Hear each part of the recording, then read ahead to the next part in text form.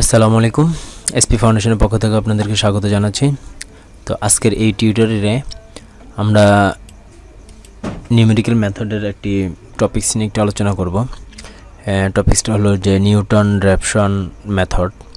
তো এখানে আমরা যেটা দেখব, জাস্ট একটা ছোট একটা ম্যাথ দেখব, একবার ইজি। জাস্ট এখানে একটা ফর্মুলা মনে রাখতে হবে আমাদেরকে, এই যে স্লপ, এই ফর্মুলাটার অর্থাৎ লাস্ট যে ইকুয়েশন, এটা ক্যালকুলেশন করে যেটা পাওয়া যাচ্ছে সেটা হচ্ছে যে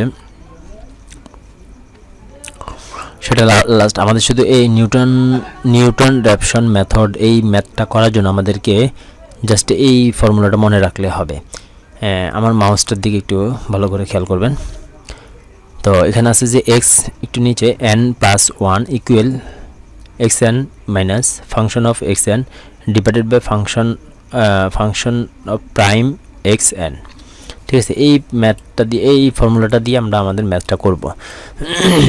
তো এটা থেকে কিভাবে আমরা করি, এই সূত্রটা আমাদের মনে রাখতে হবে। আবারও বললাম, এটা দিয়ে আমরা আমাদের ম্যাথটা করব। তো আমাদের কোশ্চেনে দেওয়া থাকবে হয়তো যে এমন একটা ইকুয়েশন দেওয়া থাকবে যে এটাকে সলভ করার জন্য এই যে যেমন প্রবলেম এত ফাইন্ড দ্য রুট বের করতে হবে, the equation of function of x equal x square minus 3x + 2 in the vicinity x equal 0 using Newton Raphson. অর্থাৎ নিউটন র্যাপসন মেথডটা ইউজ করে আমরা এই ফাংশনটা আমরা করব, ইকুয়েশনটা করব।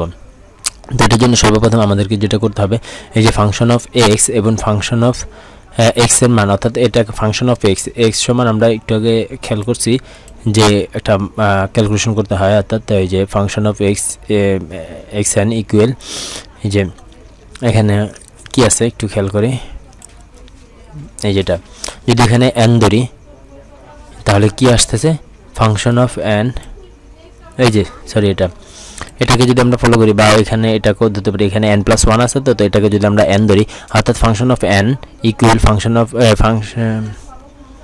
ফাংশন অফ n ইকুয়াল, যদি আমরা ধরি এটাকে xn minus function of xn divided by function of prime xn।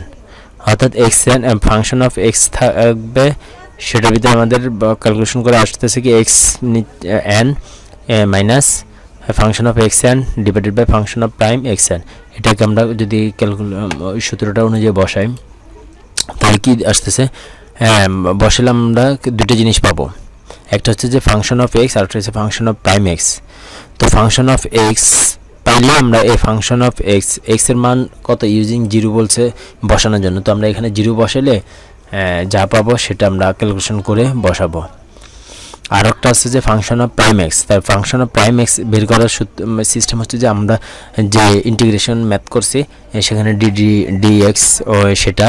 তো আশা করি আপনারা ইন্টিগ্রেশন ম্যাথটা জানেন। সেখানে ইন্টিগ্রেশন অর্থাৎ ফাংশন অফ প্রাইম এক্সকে ইন্টিগ্রেশন বা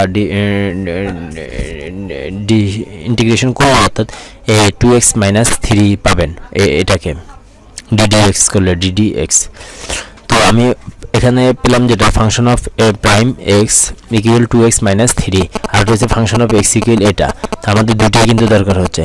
তো এখন ইন্টিগ্রেশন ইটারেশন 1 এ এক্স ইকুয়াল x0 ইকুয়াল 0 বসাই, অর্থাৎ এটা হচ্ছে 0।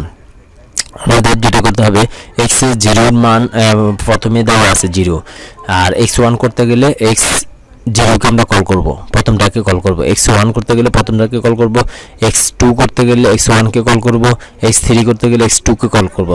অর্থাৎ এইভাবে, অর্থাৎ x1 যদি equal x0 minus function of x0 divided by function of prime x0। কি বলছি বুঝছেন? অর্থাৎ আমি এখানে বুঝাতে চাচ্ছি যে এখানে x0 ইকুয়াল 0, এটা আমাদের এখানে দেওয়া আছে। তো আমরা x1 যখন বের করব তখন 0কে আমরা কাউন্ট করব।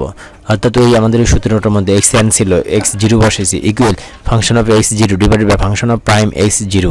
তো এখন আমাদের কি দরকার, x0 এর জায়গায় যদি আমরা 0 মান বসে 0 মাইনাস ফাংশন অফ x0, তাহলে ফাংশন অফ x0 সমান এখানে 2 কিভাবে হয়েছে দেখি আমরা একটু। অর্থাৎ function of x0, function of x এর মান হচ্ছে x স্কয়ার - 2x + 2 এটা। তো এখানে যত জায়গায় x আছে তত জায়গায় যদি আমি 0 বসে তাহলে আমাদের 2 আসতেছে, 0 হোল স্কয়ার অর্থাৎ 0 মাইনাস 3 × 0 +2। এটাকে ক্যালকুলেশন করলে +2, এই যে +2 বের হয়েছে। আর function of prime x zero জায়গায় যদি আমরা জিরো বসাই, অর্থাৎ এটাতে যদি জিরো বসাই 2 ইন্টু জিরো -3, তাহলে -3, এই যে -3, তাহলে মাইনাসে মাইনাসে প্লাস, অর্থাৎ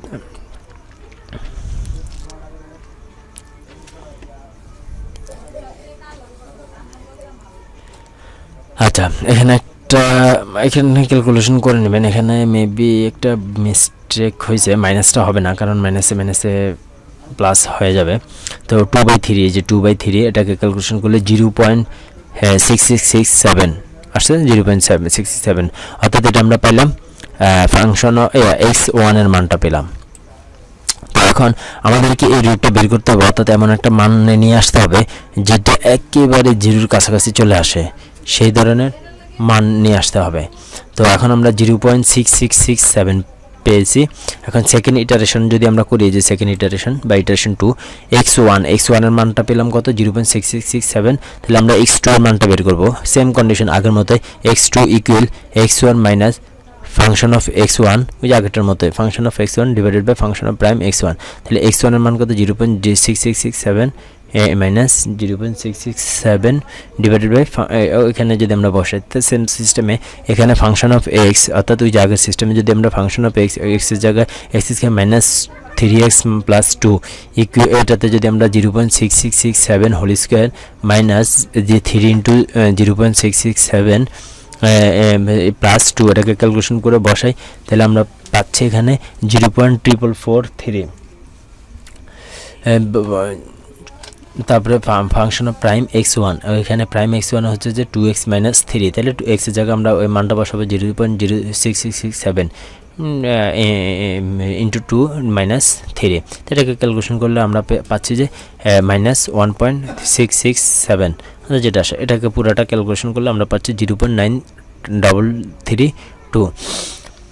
এখন সেমভাবে আমরা, অর্থাৎ তাহলে এটা কি, এটা একটা মান আসছে জিরোর কাছাকাছি আসে নাই।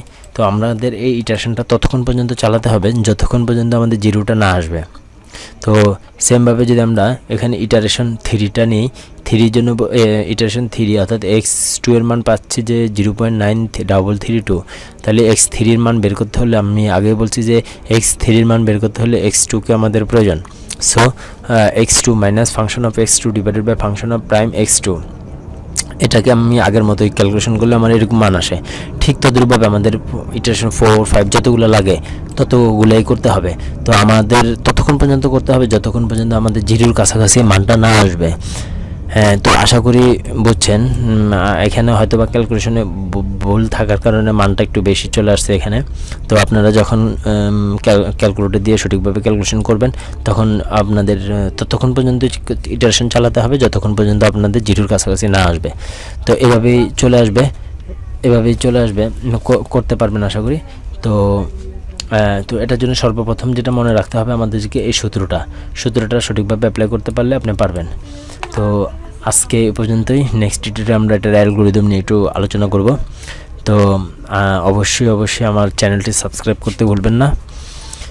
আর আপনারা এই টিউটোরিয়ালগুলো আমার যেখানে পাবেন সেটা হচ্ছে যে এই যে এসপি ফাউন্ডেশন ভিডিও টিউটোরিয়ালস, এখানে অনেকগুলো টিউটোরিয়াল আছে। তো আমাদের সিএসসি ডিপার্টমেন্টের জন্য সিএসসি ডিপার্টমেন্টের টিউটোরিয়ালগুলো এখানে সিএসসিতে ক্লিক করলে সকল টিউটোরিয়ালগুলো পাবেন। আর যারা ওয়েব ডিজাইন এবং ডেভেলপমেন্টে ইন্টারেস্ট তারা এখানে যে আর্টিকেল টিউটোরিয়ালস আছে এখানে ঢুকলে আরও অনেকগুলো HTML, CSS, JavaScript, PHP, coordinator framework, WordPress, তারপর jQuery, এগুলো অনেকগুলো টিউটোরিয়াল আছে, আপনারা চাইলে এগুলো দেখে নিতে পারেন। তো আজকে পর্যন্তই। আল্লাহ হাফেজ। আর ভুল ত্রুটি হলে অবশ্যই ক্ষমা দৃষ্টিতে দেখবেন। আল্লাহ হাফেজ।